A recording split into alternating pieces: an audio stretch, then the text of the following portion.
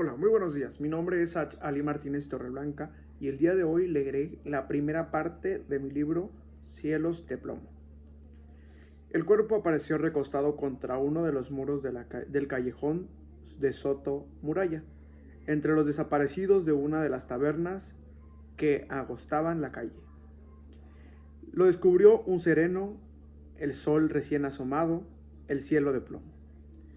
Dijo que aparecía dormir sobre una frazada escarlata, que al acercarse le vio el rostro pálido y los labios azules, pero la cara tranquila. Dijo también que tenía las manos cruzadas sobre el regazo y que al zarandearle para romperle el sueño, el cuerpo se vino abajo y las tripas se le derramaron. El hombre se descubrió la nariz y la boca con un pañuelo. Eso fue todo. Era un muerto más en una ciudad llena de ellos.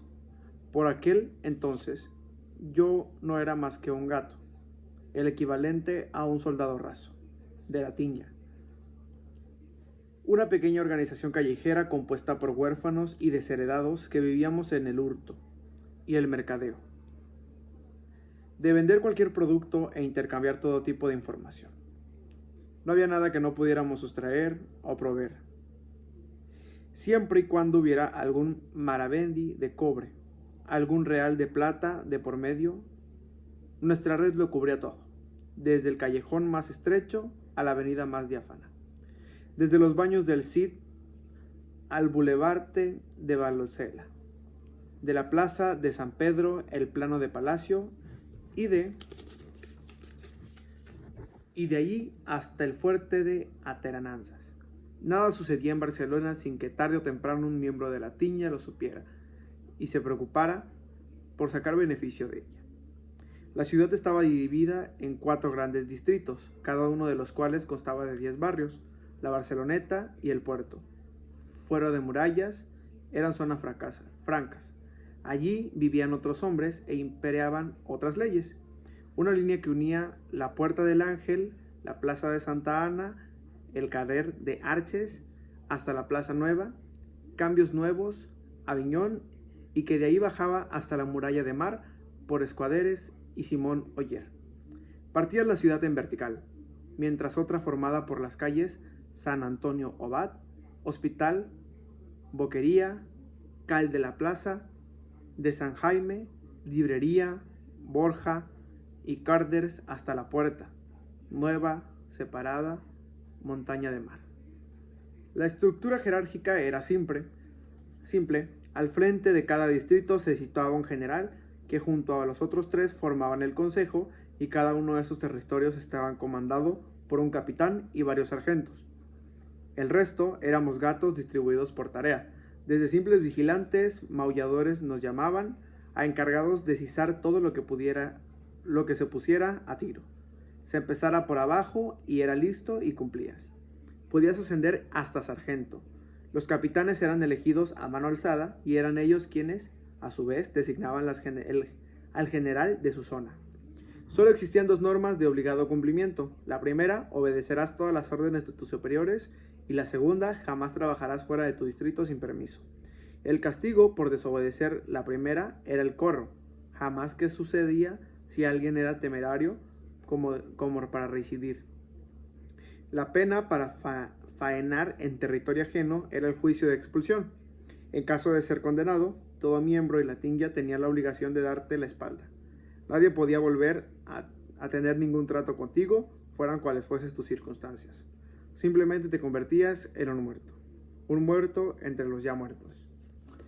Asentada la mañana, Salvador, el sargento responsable de mi zona, me llamó a llamar. Era uno de los mayores, un tío duro pero justo, bien plantado, con cierto éxito entre nenas y criadas. También con alguna que otra señora, a pesar de que la atrepsia le había dejado cierta cojera y un cuerpo deshidratado.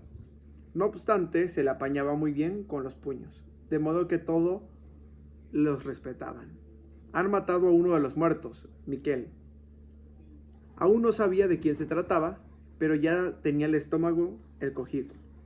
Es Víctor, confirmó al verme la descomposición de su rostro. Quizá por eso, porque el vientre lo sabía antes que yo, pude aguantarme las lágrimas, las de dolor y las de rabia. Víctor había sido mi padrino. El único modo de entrar en la organización era que alguien te avalara, y se había encargado de mi instrucción. Me había enseñado a moverme como una sombra por el laberinto de calles, callejas y callejones de nuestro distrito, a saber mirar lo que otros no acercaban a ver, a aprender a escuchar, no solo a oír, a abrir un monedero sin avisperos, a ser capaz de adivinar su contenido con solo resolarlo, a extraer cualquier cosa de su interior, a saber distinguir el burgués adinerado del muerto de hambre con ínfulas. Pero por encima de todo, Víctor era mi hermano, mi única familia.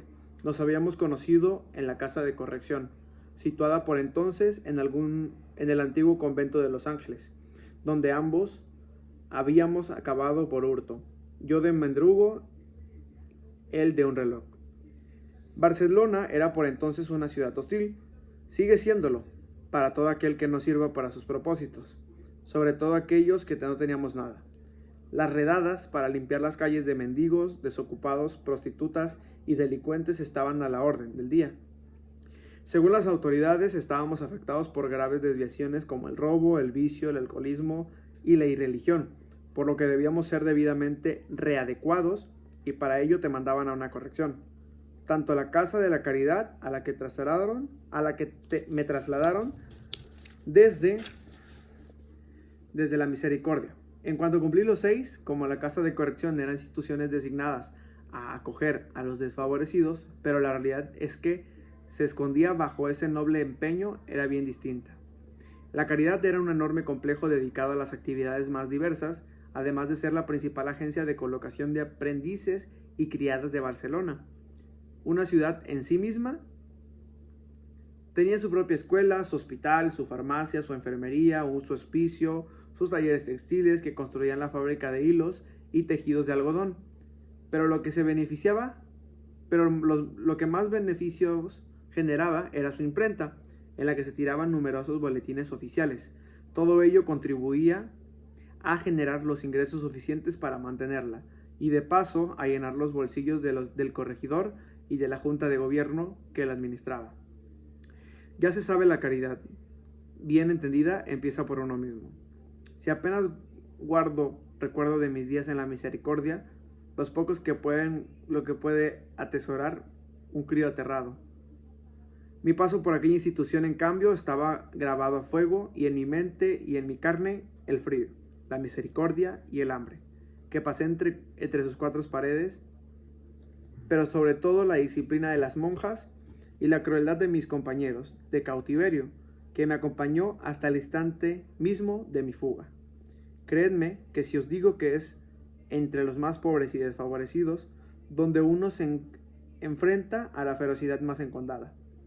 En cuanto a la casa de corrección, aquello era una galera de regla, al igual de que la misericordia y la caridad.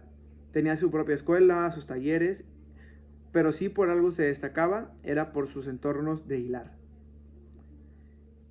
En lo que desde los mayores niños, destinados a las máquinas de lanzadera volante, trabajábamos como esclavos. Acabar en corrección era una condena a trabajos forzados en la que en vez de enderezarte, te doblaban más a golpes. Y bueno, hasta aquí termina la primera parte de mi libro, y a continuación voy a platicarles, comentarles algunos de los datos que se me fueron requeridos comentar en este video. El primer punto es dónde podríamos utilizar el texto.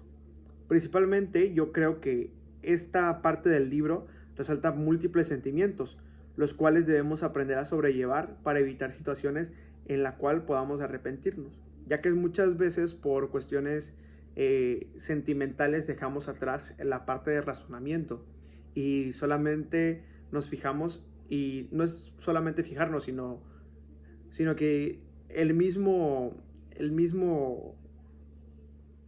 nuestra misma forma de pensar nos desvía de lo que deberíamos ocuparnos, que es en resolver una problemática de la mejor manera, y no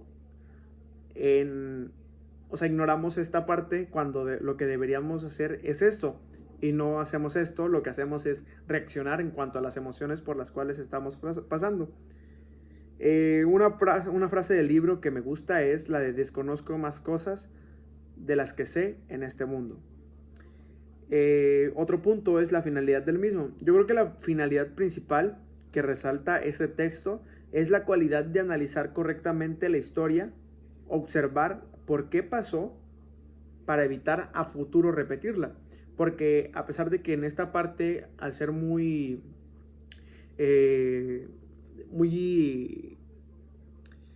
repentina del libro, en sí es un libro que narra una historia. Obviamente una historia vista desde una perspectiva personal y literaria, porque pues es más que nada una novela. Pero a pesar de ser una novela, abarca y toma en cuenta muchos temas de importancia y de la historia de Barcelona en sí, por ahí de los años 80, 1880. El nombre del autor.